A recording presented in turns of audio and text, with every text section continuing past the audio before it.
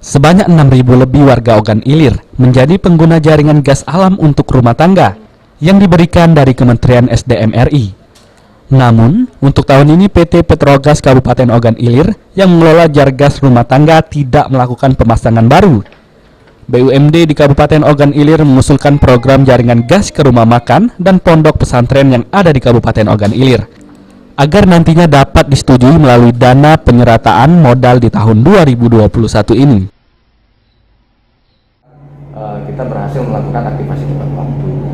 Nah, di tahun 2021 ini Pak, sebagaimana yang sudah kita susun di dalam bisnis plan, kita juga sudah berkoordinasi dengan Kementerian SDM dan mereka juga menyambut baik rencana ini.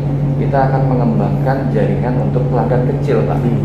Pelanggan kecil itu yang sifatnya non rumah tangga, bisa jadi rumah makan, ya kan, kemudian hotel dan lain sebagainya. Karena kita di tahun 2019 akhir itu kita sudah melakukan semacam riset, Pak, di Kabupaten Ogan Ilir. Ternyata potensi ataupun permintaan gas yang di luar rumah tangga itu masih menjanjikan.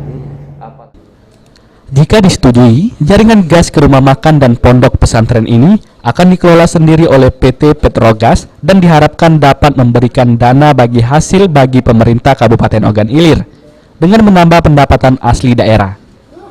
Ahmad Romawi, PAL TV.